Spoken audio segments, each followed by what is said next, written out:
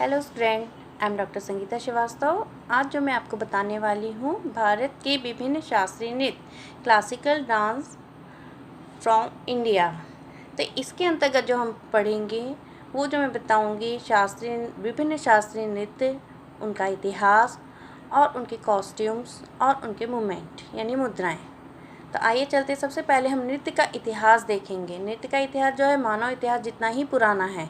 इसका प्राचीनतम ग्रंथ भरत मुनि का नाट्य शास्त्र है, लेकिन इसके उल्लेख वेदों में भी मिलते हैं, जिससे पता चलता है प्री हिस्टोरिकल काल में नृत्य की खोज हो चुकी थी।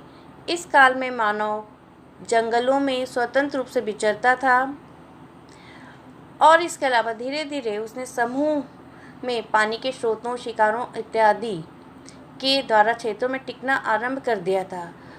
उसकी सर्वप्रथम समस्या जो होती थी भोजन की हुआ करती थी, जिनकी पूर्ति के बाद वे लोग हर्ष उल्लास से उछल कूद करते थे, आग के चारों ओर नृत्य करते थे, मानव विपदाओं से भयभीत हो जाते, जिसके निराकरण हेतु उन्होंने अदृश्य देवीय शक्ति का अनुमान लगाया होगा और उसे प्रसन्न करने हेतु अनेक उपायों का सहारा लिया होगा। इन उपायों में मानव ने नृत्य की आराधना प्रमुख साधन रही होगी। इतिहास की दृष्टि से यदि देखें तो इसके उपलब्ध साक्ष्य जो है गुफाओं में आदि मानव के द्वारा उकेरे चित्रों, हड़प्पा मोहनजोदड़ो की खुदाइयों से प्राप्त मूर्तियाँ मिलती हैं, जिसकी समीक्षा करने पर विद्वानों ने यह सिद्ध किया है कि यह नृत्य भावभंगिमा से युक्त है। भारतीय नृत्य कला के इतिहास में प्राप्त नृत्यांगनी की मूर्तियाँ काफ़ी मूल्यवान उपलब्धि रही है।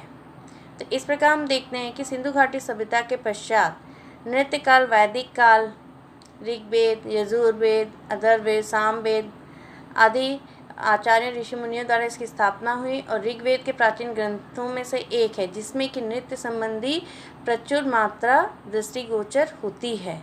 नृत्य जो था उस युग में व्यायाम के तौर पर माना जाता था। नृत्य को जो शरीर को आरोग्य रखने के लिए इस्तेमाल किया जाता था, जिसका प्रयोग समाज में केवल आनंद के अवसरों पर ही किया जाता था। उपयुक्त कथन से प्रमाणित होता है कि तांडव और लास्य के बीज वैदिक काल में ही थे। अब यदि भारत में हम देखें तो भारत में नृत्य को 3 श्रेणियों में बांटा गया है: शास्त्रीय, लोक नृत्य और आधुनिक या समसामयिक नृत्य। शास्त्रीय नृत्य को ये देखें तो शास्त्रीय नृत्य शैलियाँ सर्वाधिक संरक्षित 20वीं शताब्दी के प्रचलित प्राचीनतम शैलियों में से एक है। मंदिर, राजसी दरबार, गुरु शिष्य परंपरा ने इस कला को जीवित व अपरिवर्तित रखा है। लोक कला ग्रामीण क्षेत्रों की है और आधुनिक कला जो आधुनिक भारतीय नृत्य 20वीं शताब्दी की देन है। अब है भारतीय शास्त्रीय नृत्य। भारतीय शास्त्रीय नृत्य जो है एक नृत्य नाटिका के रूप में उभरी हुई थी। इसमें जो अभिनेता जटिल भावभंगिमापूर्ण भाषा के जरिए कथा को नृत्य के माध्यम से प्रस्तुत करते हैं। कुछ शास्त्रीय नृत्य जो होते हैं नृत्य नाटिकाओं जैसे कथकली, कुचिपुड़ी आदि पौराणिक कथाओं का अभिनय है। 20वीं शताब्दी के नृत्यक उदय शंकर शांतिवर्धन ने इस परंपरा को नृत्य नाटिका के प्रेरित रूप बैले का सृजन किया। शास्त्रीय नृत्य की तकनीकी और प्रकार क्या हैं? नाट्यशास्त्र के अनुसार नृत्यक जो होता है इस 4 प्रकार के अभिनय के जरिए नृत्य को प्रस्तुत करता है। पहला तो होता है शरीर के अंगिक यानी शरीर के विभिन्न अंगों का शैलीपूर्ण संचालन करना। दूसरा होता है इसका वाचिक यानी बोली, गीत, स्वर यानी स्वर शैली का इस्तेमाल करना। तीसरा होता है आहार यानी वेशभूषा यानी कॉस्ट्यूम एंड श्रृंगार। एंड चौथा होता है सात्विक यानी लिटरेचर। ठीक है, अब इसकी शैली की भंगिमाएँ मूवमेंट मतलब क्या हैं?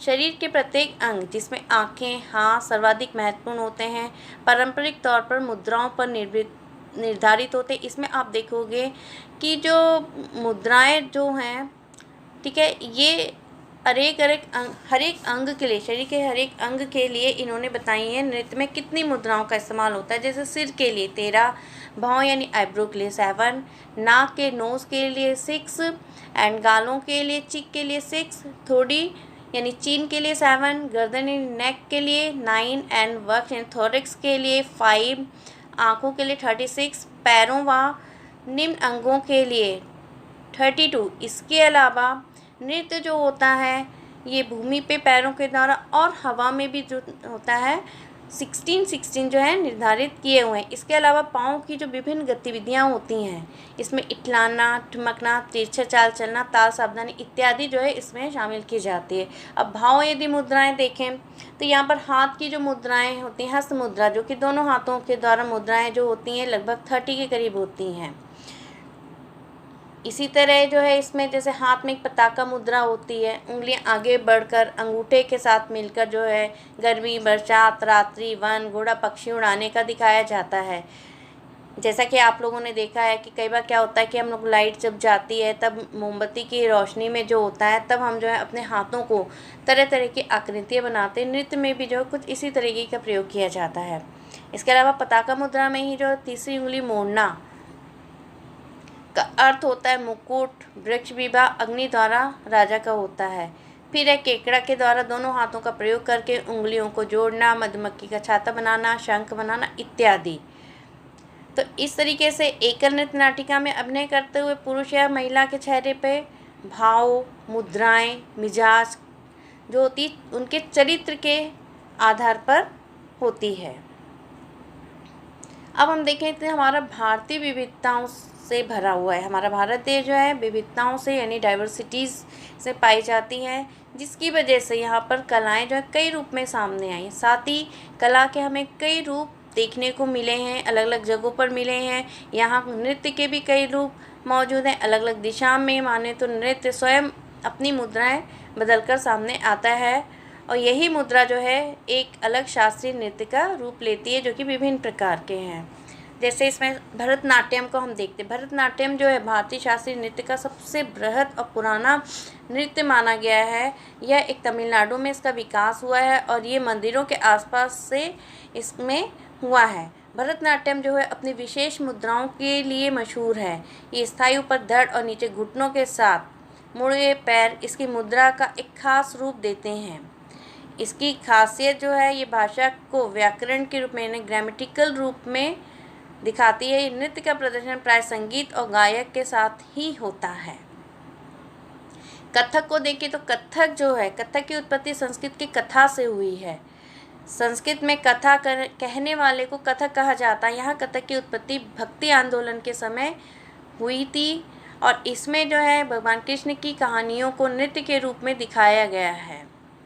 यहाँ पर कथक जो है 2 फॉर्म में पाया जाता है, एक मुगल भाषा और एक जो है हिंदू उसमें होता है। फिर आता है कथकली। कथकली जो है ये केरल के आसपास 17वीं शताब्दी का इस नृत्य का उद्भव यानी ओरिजिन और डेवलपमेंट देखने को मिलता है। ये कथा और कली, कथक से कथा और कली यानी प्रदर्शन यानी कथकली। कथकली एक तरीके से कथक से रिलेटेड होता है और ये एक प्रदर्शन करता है।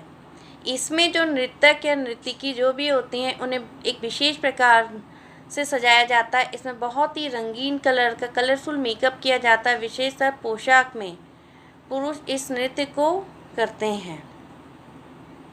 फिर आता है कुचिपुड़ी। कुचिपुड़ी जो है आंध्र प्रदेश का ये नृत्य है। ये भी अन्य बड़े शास्त्रीय नृत्य कलाओं की तरह ही धार्मिक विश्वासों में पनपा है। पारंपरिक कुचिपुड़ी के सारे कलाकार पहले पुरुष हुआ करते थे और ये पुरुष ज़्यादातर ब्राह्मण हुआ करते थे और पुरुष ही प्रदर्शन के समय स्त्री का रूप लेते थे और अच्छे पोशाक और सज्जा के साथ किया जाता था। लेकिन आधुनिक उसमें जो है कुचिपुड़ी नृत्य जो है महिलाओं के द्वारा भी किया जाता है। अब है ओडिसी नृत्य जो है उड़ीसा राज्य का है। शास्त्रीय नृत्य का मुख्य रूप जो है स्त्रियों द्वारा किया जाता है। इस फॉर्म में भी धार्मिक विश्वासों को आधार बनाकर इस नृत्य को किया जाता है। यह भगवान विष्णु और जगन्नाथ रूप की कथाओं को इस नृत्य के रूप में अपनाया जाता है। फिर आता है सत्या जो है 15वीं शताब्दी के आसपास असम में रह रहे वैष्णवों के बीच में इस कला का जन्म हुआ है और यह नृत्य भी मुख्यतः भगवान कृष्ण की लीलाओं पर ही आधारित है। इसलिए इसे अंकी नट भी कहा जाता है। मणिपुरी ये भारत और वर्मा के बॉर्डर पे से मणिपुर में इसका उद्गम ओरिजिन और डेवलपमेंट हुआ है। मणिपुर में उद्गम होने की वजह से इसे मणिपुरी नृत्य भी कहा जाता है और यह भी अपने वैष्णव थीम और राधा कृष्ण की प्रेम लीला यानी रास लीला के लिए जाना जाता है। इसके अतिरिक्त शिव शक्ति की कथाओं पर भी आधारित होता है। इसमें जो पोशाक का जो रहता है उसे कुमिल कहते हैं। और नृत्यक की मुद्राएं जो होती हैं अपने हाथ पैर शरीर ऊपरी भागों में होती। फिर मोहिनी अट्टम, मोहिनी अट्टम भगवान विष्णु के मोहिनी अवतार पर आधारित है, जिसे इसे मोहिनी अट्टम भी कहा जाता है। इसका उदय यानी ओरिजिन और डेवलपमेंट जो होता है ये केरल में हुआ है। इसमें मोहिनी अट्टम में जो होता है, क्योंकि ये भगवान विष्णु ने सुर असुर के बीच में युद्ध में देवताओं की मदद की थी और असुरों को भ्रमित किया था, इस नृत्य के फॉर्म में लास्य शैली का प्रयोग किया गया है। और ये नृत्य जो होता है एकल नृत्य के फॉर्म में होता है। इस नृत्य में गीत मुख्यतः मणिपर्व के रूप में एक भाषा में होते हैं, जो कि संस्कृत और मलयालम में होते हैं। इस तरीके से आप ये देखेंगे, जैसे नृत्य का जो है भरतनाट्यम तमिलनाडु का एक नृत्य है, जिसमें कि आप देख रहे हैं कि नर्तकी ने जो पोशाक पहनी हुई है ये ज़्यादातर सिल्क की साड़ियाँ होती हैं, जो कि 9 गज लंबी साड़ी होती हैं, ये इनका रहता है। और इनकी मुद्राएं जो हैं, मुद्राओं में आप देखेंगे इनके हाथों की शैली और पैरों की शैली, ये मुख्य मुद्राएं होती हैं। ये भरतनाट्यम की ही शैलियाँ हैं। फिर आता कथक यानी उत्तर प्रदेश है। कथक को जो है इसमें यदि कॉस्ट्यूम यानी वेशभूषा की उसमें देखें तो वेशभूषा 2 प्रकार में इसमें बांटी गई, एक मुगल कालीन एक परंपरागत। तो मुगल कालीन में जो है वेशभूषा जो होती है चूड़ीदार और लंबी फ्रॉक के रूप में रहती है, और जो परंपरागत होती है जिसमें कि लहंगे पहने होते हैं, इसमें जो रहती है कथक में ज़्यादातर पैरों की मुद्रा का ज़्यादा प्रयोग होता है, जिसमें कि घुंघरू के रूप में 100 घुंघरू होते हैं, जिसमें पैरों और घुंघरुओं के बीच में एक कोऑर्डिनेशन रखा होता है। और इनके जो कपड़े होते हैं ये सिल्क के ये भी होते हैं और चटकीले जरीदार कपड़े होते हैं। ये जैसे देखिए ये मुगल कालीन शैली है। फिर है मणिपुर। मणिपुर जो है मणिपुरी नृत्य जो होती है, मणिपुरी नृत्य की जो यदि पोशाक के बारे में हम बात करें तो पोशाक में जो होता है क्लॉथ रोल, मतलब कपड़ों का एक नीचे रोल होता है और उसके ऊपर जो होती है इनकी जो चोली होती है ये भी कलरफुल होती है, और उसके ऊपर जो होती है इनकी चुन्नी होती है। ये जो नृत्य होता है थोड़ा धीमी गति से किया जाता है, जिससे कि इसमें पैरों का जो है इस्तेमाल इतनी धीमी गति से किया जाता है कि इनका जो क्लॉथ रोल होता है ये ऊपर नीचे होता है, और इसमें साथ ही साथ जो होता है हाथों की भी जो होते हैं भाव दिए जाते हैं। फिर है केरल यानी केरल में कथकली। कथकली ये ज़्यादातर इसमें पुरुष ही नृत्य करते हैं। इसमें मेन इसका ये जो रहता है इसमें जो पुरुषों का मेकअप किया जाता है ये बहुत चटकीले होते हैं और गाढ़े रंग के इसमें मेकअप होते हैं, ठीक है। इसमें जो रहता है एक क्लॉथ रोल तो रहता है, साथ ही साथ एक लंबी फ्रॉक भी पहनी जाती है। और इनका जो मेकअप होता है ये कैरेक्टर के अनुसार होता है, कैरेक्टर जैसा जिस कहानी पे इसको करने वाला नृत्य करने वाला है इनका जो मेकअप भी होता है कुछ उसी शैली में किया जाता है। ये ओडिसी नृत्य है जो कि उड़ीसा का है। इसमें भी जो होता है साड़ी का प्रयोग किया जाता है, 9 गज लंबी साड़ी होती है, जरी किनारे वाले होते हैं और इस तरीके से इनकी पोशाक होती है। और इसमें भी पैरों का और हाथों का जो है प्रयोग किया जाता है। मोहिनी अट्टम केरल का है। ये जो है ऑफ वाइट साड़ी, इसमें 9 गज लंबी साड़ी होती है जो जरी किनारे वाली साड़ी होती है। और इसमें जो है मोहिनी अट्टम में जो है आँखों का प्रयोग सबसे ज़्यादा किया जाता है।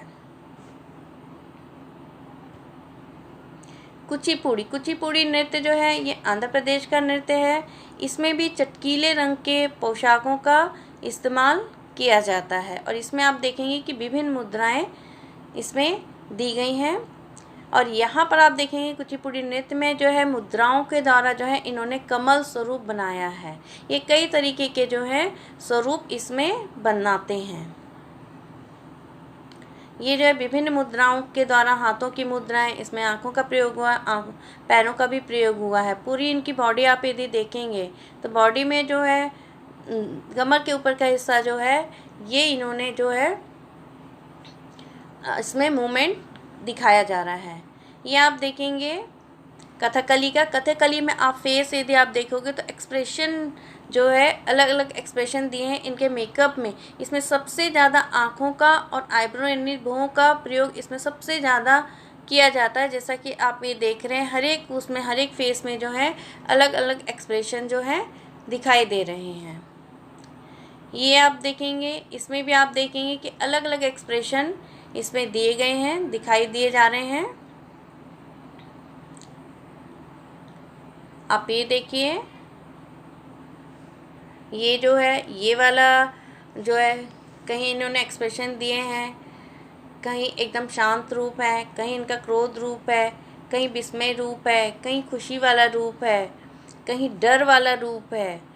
ये जो आप देखेंगे कहीं शांति का रूप है। मतलब ये जो है एक्सप्रेशन जो हैं ये आप देखोगे अलग अलग तरीके से दिखाई दे रहे हैं। इसी प्रकार पैरों का प्रयोग भी नृत्य में बहुत मायने रखता है। पैरों का प्रयोग जो होता है, सबसे ज़्यादा इसका प्रयोग जो होता है भरतनाट्यम और कथक में। ठीक है, तो पैरों को भी जो है जिस तरीके की नृत्य की थीम होती है, पैरों का भी जो होता है उसी तरीके का रहता है। उनका लचकाना, उनका चलना, उसी तरीके से पैर भी उतने ही मायने रखते हैं जितने कि बाकी की मुद्राएं मायने रखती हैं। ये जो है इसमें घुंघरू बंधे होते हैं और जो पैरों को अलग अलग तरीके से दिखाया जाता है।